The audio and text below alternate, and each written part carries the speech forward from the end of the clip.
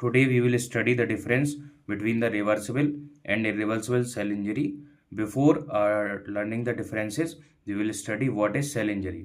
हालांकि हम cell injury पहले पढ़ चुके हैं, लेकिन फिर भी एक बार समझ लेते हैं सेल इंजरी होती क्या है। तो अगर कोई सेल है अपनी स्टेडी स्टेट में है, उसे कोई प्रॉब्लम नहीं है, लेकिन अगर उस पर स्ट्रेस आता है, स्ट्रेस दो टाइप का होता है, पैथोलॉजिकल और फिजियोलॉजिकल। अगर सेल पे स्ट्रेस आता है तो सेल क्या करता है, अपने स्ट्रक्चर और फंक्शन में चेंजेस करता है। जब चेंजेस करता है तो एक नई स्टेडी स्टेट बनती है, जिसको हम बोलते हैं सेल अडेप्टेशन। इस कंडीशन को क्या बोलते हैं, सेल अडेप्टेशन। अब सेल जो होता है अडेप्ट 5 तरीकों से करता है, जो हमने पहले वीडियोस में पढ़ लिया है। अगर स्टिमुलस बना हुआ रहता है, मतलब स्ट्रेस कंटिन्यूअस रहता है, तो वही सेल अडेप्टेशन ना होकर के सेल इंजरी हो जाती है। अब सेल इंजरी मतलब सेल इंजर्ड हो गया। अब दो तरीके की सेल इंजरी होती है, एक होती है रिवर्सिबल और एक होती है इरिवर्सिबल। रिवर्सिबल में क्या है, स्ट्रेस आपने हटा दिया तो सेल इंजरी खत्म हो जाएगी और सेल अपने स्टेडी स्टेट में वापस चला जाएगा। इरिवर्सिबल सेल इंजरी क्या है, मतलब नाम से समझ में आ रहा है कि दोबारा रिवर्स नहीं हो पाएगी। अगर आपने स्ट्रेस कंटिन्यूअसली लगातार बना रहने दिया तो क्या होगा, सेल डेथ हो जाएगी। उस कंडीशन को हम कहेंगे इरिवर्सिबल सेल इंजरी या फिर पॉइंट ऑफ नो रिटर्न।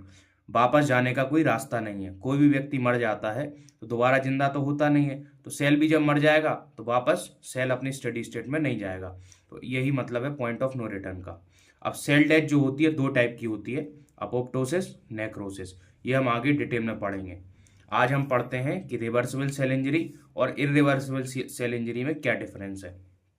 तो पहला डिफरेंस है, जो रिवर्सिबल सेल इंजरी होती है इसमें सेल जो होता है स्वेल्ड अप हो जाता है, मतलब फूल जाता है। मान लीजिए ये न्यूक्लियस है सेल में और ये नॉर्मल सेल था। अब नॉर्मल सेल से भी साइज जो है बढ़ गया है, तो इसका मतलब क्या है, सेल जो है स्वेल्ड अप होने लगा है, फूलने लगा है। तो पहली कंडीशन रिवर्सिबल सेल इंजरी में क्या मिलती है, सेल स्वेलिंग। सेल जो होता है स्वेल्ड अप हो जाता है।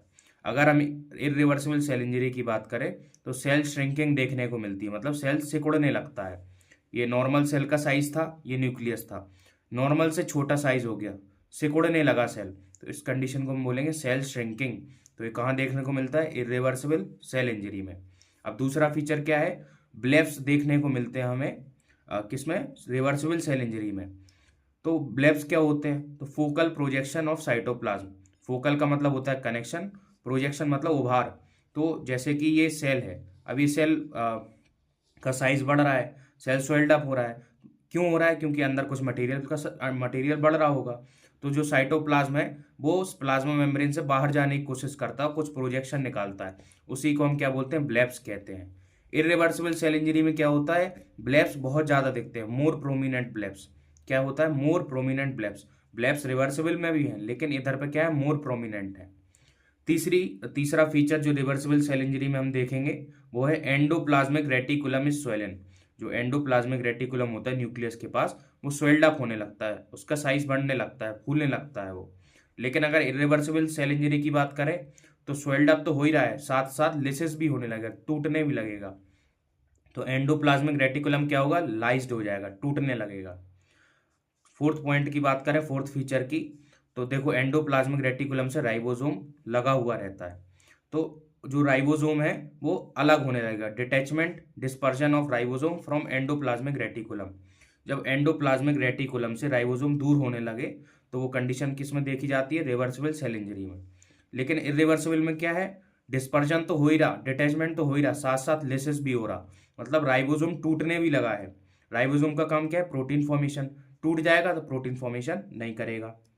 अब पांचवा फीचर क्या है जो रिवर्सिबल सेल इंजरी में देखने को मिलता है, ऑटोफेजी बाय लाइसोसोम।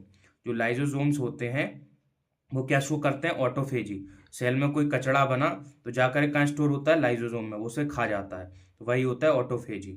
लेकिन इसमें क्या होता है, जो लाइसोसोम होता है वो फट जाता है, रप्चर हो जाता है, स्वेल्ड अप होकर के रप्चर हो जाएगा। तो इरिवर्सिबल में क्या होगा, लाइसोसोम फट जाएगा। लेकिन रिवर्सिबल में क्या है, लाइसोसोम अपनी ऑटोफेजी शो कर रहा होगा, इधर पे ऐसा कुछ नहीं है। अगर हम सिक्स्थ फीचर देखें तो माइटोकॉन्ड्रिया इज स्वेलन। जो माइटोकॉन्ड्रिया है स्वेल्ड अप हो जाएगा and show small amorphous density. Amorphous का मतलब क्या है, डेफिनेट शेप साइज ना होना, और स्मॉल डेंसिटी मतलब क्या है, जो माइटोकॉन्ड्रिया है वो भी प्रोटीन्स और लिपिड से बना हुआ रहता है। जब सेल इंजरी होती है, रिवर्सिबल सेल इंजरी में क्या होता है, जो प्रोटीन्स और लिपिड्स हैं वो टूटने लगते हैं, लिसिस होने लगता है, तो वो पास पास आने लगते हैं, तो मास पर यूनिट वॉल्यूम बढ़ जाता है, मतलब डेंसिटी बढ़ जाती है। आप स्टेनिंग करेंगे इस सेल को तो थोड़ा आपको डार्क स्पॉट दिखेंगे, लेकिन ज़्यादा नहीं दिखेंगे, स्मॉल अमोर्फस डेंसिटी दिखेगी। तो माइटोकॉन्ड्रिया में क्या है, स्मॉल अमोर्फस डेंसिटीज। लेकिन इरिवर्सिबल के केस में क्या होगा, स्वेल्ड अप तो होगा ही होगा, लार्ज अमोर्फस डेंसिटी शो करेगा, मतलब प्रोटीन्स और लिपिड्स का जो लिसिस है वो ज़्यादा होने लगा है, तो जब ज़्यादा टूटने लगेगा तो पास पास इकट्ठे होने लगेंगे। जब इकट्ठे होने लगेंगे तो उसी को हम क्या बोल देंगे, लार्ज अमोर्फस डेंसिटीज। क्यों लार्ज इसलिए बोला, क्योंकि जो स्टेनिंग है वो बहुत डार्क हो जाएगी। जब आप इसे माइक्रोस्कोप के अंदर देखेंगे तो स्टेनिंग बहुत ज़्यादा डार्क दिखेगी आपको, तो इसलिए हमने लार्ज अमोर्फस डेंसिटीज बोला है इधर पे। अब अगर हम न्यूक्लियस की बात करें तो न्यूक्लियस के अंदर होता है क्रोमेटिन मटेरियल। तो रिवर्सिबल सेल इंजरी में क्या होगा, क्लम्पिंग ऑफ न्यूक्लियर क्रोमेटिन, मतलब जो क्रोमेटिन मटेरियल है वो पास पास आने लगेगा, क्लम्पिंग होने लगेगी। लेकिन इरिवर्सिबल में क्या होगा, वो तीन चीजें शो करेगा, PKK। क्या शो करेगा, PKK। P मतलब पिक्नोसिस, K मतलब कैरियोरेक्सिस और K मतलब कैरियोलिसिस। तो ये तीनों जो है ये अभी हम डिटेल में आगे वाली वीडियो में पढ़ेंगे, लेकिन अभी आप इतना याद करिए कि न्यूक्लियस इरिवर्सिबल सेल इंजरी में क्या शो करेगा, PKK। PKK मतलब पिक्नोसिस, कैरियोरेक्सिस एंड कैरियोलिसिस। अब आठवां फीचर जो रिवर्सिबल सेल इंजरी में शो होगा वो होगा साइटोस्केलेटन एग्रीगेट्स। पहली बार साइटोस्केलेटन क्या होता है, देखो जो हमारी बॉडी है वो किस पे टिकी हुई है, बोन्स पे, एक बोनी फ्रेमवर्क पे, जिसकी मदद से हम मूवमेंट करते हैं। ठीक है, तो ऐसे ही सेल का जो बोनी फ्रेमवर्क है वो क्या है, साइटोस्केलेटन। किससे बना हुआ होता है, प्रोटीन फिलामेंट से। तो cytoskeleton is a network of protein filaments that gives structure to a cell and enables it to move. तो सेल किसकी मदद से मूव करता है, साइटोस्केलेटन की मदद से।